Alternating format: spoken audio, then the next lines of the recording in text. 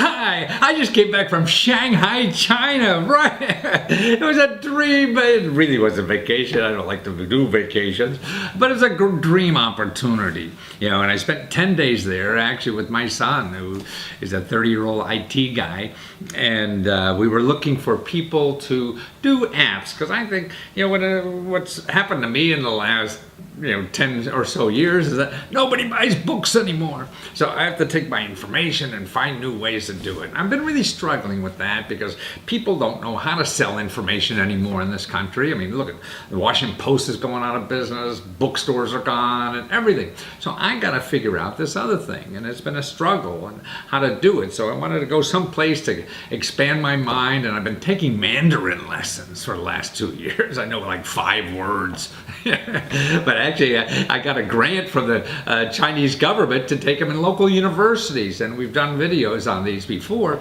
You know, how you could go to local universities and take Mandarin classes from people who teach China from China. They teach Chinese, you know, and they're wonderful. It's only like $100. The regular course is $3,000 in university, and these they give, like for $100. So it's like getting a grant from China.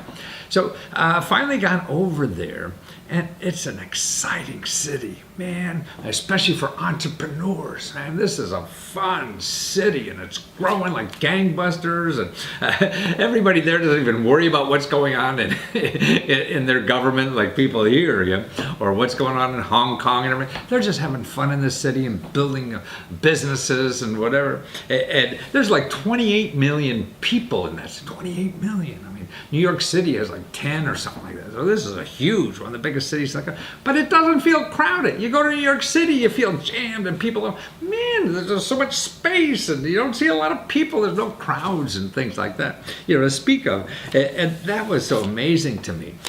Other things are amazing. Let you know about before I talk about why it's important for entrepreneurs. You don't even have to know how to speak Mandarin. I've been struggling with my 10 Mandarin words for years now, and I get there, and I'm actually taking classes there every day. To take classes like that there, and I go into like Starbucks. By the way, Starbucks is everywhere. There's almost a Starbucks within the Starbucks restroom, and they're bigger there. And I'm struggling with my 5 words in Mandarin trying to order Starbucks, and the guy behind the Starbucks counter said, Hey, speak English. What do you want? He's yelling at me. Speak English. You think that when you go to a foreign country, you want to respect the language and culture, so you at least try, and that would be respected. No, they want you to speak English. Most of the young people, everybody, so many people speak English there. So that was fun. And there's so many expatriates living there. People from America, from India, from France, or all over, Israel, and they all seem to love it there. I mean, now actually they just changed the rules, where you could stay for 10 years. Actually, you could stay for 10 years, but you have to renew your papers every year. Now you one time spend for 10 years, they forget about you for 10 years. So people love it. And the people with families that are there, even I talk to Americans that are there. I mean, they say the only thing that is bad that they may come back is pollution and the school system. Other than that, what's going on in Beijing and the government, they don't even care. They're having so much fun in Shanghai. And also, it's a safe city. Man, the police, nobody has guns. No policeman has guns. And you feel safe. You never hear or read about shootings in the mall and things like that. No, nobody has guns, and the policemen are walking around macho stuff, and hey, you better watch it, officer. And here you sometimes have a feeling of tightening up when you see a policeman if you're doing something wrong just because you're alive. There's the opposite, The policemen don't have that much power. I mean, they do, but it's nobody's fear. There's not fear living in there. And that was sort of a pleasant surprise. And even the men seem to be less macho. I mean, here, if you're a guy in the United States, you got this little job as macho. Everybody's playing, tackle football and everything they do. They treat each other that way. They're softer guys, and that seems to be a lot less energy involved in living there. At least for me, I found this in India too. I was there for a couple weeks, and I had more energy in Shanghai, and I think one of the reasons is that macho thing is not there. I got off the plane after a 20-some-hour flight and hardly slept on the plane, and only slept for 5 hours a night for 2 weeks, almost 10 days, and still had energy. I got home now. I'm I'm sleeping more than I'm awake now for a few days. But that's the kind of energies out there. People are starting businesses. There's so much money there. I gave speeches at clubs, venture capital meetings, entrepreneurs, startups, and everything all over and what surprised me is they liked what I had to say about how to start businesses, how to get money and everything. I mean, this is halfway across the world. Yeah, and even the philosophy. There I run into even Chinese people who are more concerned about not just making money. And maybe, I don't understand, maybe they haven't been entrepreneuring for a long time, and we've been, a capitalist society for a long time. We take it natural. And they seem to be a little more tuned in about the other things in life. I mean, if talking to people, they're not as happy, and they're trying to do something about it. So when I talk about following your passion or having fun in life and things like that, boy, they were grabbing on that kind of information. And these are, dozens and dozens of people that I talked with in public forums and everything that really surprised me, how they appreciate it, and even appreciated, the free money stuff that I talk about too. So, I mean, maybe I'm more appreciated in China than in here, but I'm trying to help people here. But it was a wonderful experience, and.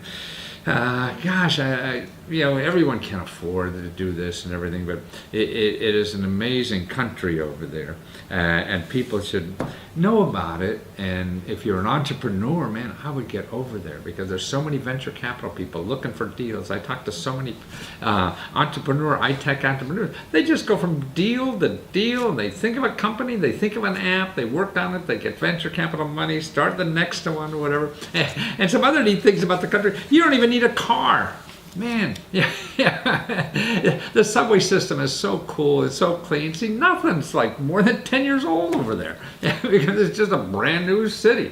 It's huge. It's sparkling. It's, it's exciting. There's excitement everywhere. And taxis are cheap too, even for you. But you don't even need a taxi. That's the only time I felt that maybe you need to speak Chinese, because the people in taxis, driving taxis, were the only people that probably did no English, it seemed to me. Everybody else did. And it's clean. People are sweeping leaves off the street and off the sidewalk every hour, it seems. It's just an exciting kind of place. Shopping, man, they're the biggest shopping malls I ever see. I mean, we went to one that was, like a football stadium size, but like 10 football stadiums, 6 floors high. Hugest thing I've ever seen in my life. And downtown, this is sort of like out in the suburb, and you get there very easy with the subway, and for $1. It's wonderful. And even in town, there's so much luxury stores. There are luxury stores, 7 floors of the most luxurious stores you've ever seen, and huge. And then 7 blocks later, there's another big corral of luxury stores, a luxury market. I mean, Shanghai, or China itself, is the largest luxury market in the world now. But in between all that are hundreds, dozens, even thousands of little shops on specialty goods. I mean, I look at those little shops, and I'm a clothes horse, so I look at those shops of clothes, and man, they're neat, and they're little walk-in stores somewhere, but that coolest, neatest clothes that you've ever seen. People are polite. They're not as friendly and open outwardly. You have to get to know them a little bit first before they show any emotion. But it's coffee shops all over. I mean, you could stay and you don't feel like here. Sometimes I work a lot in coffee shops, and I feel, I've been here a little too long, and I feel, I don't know.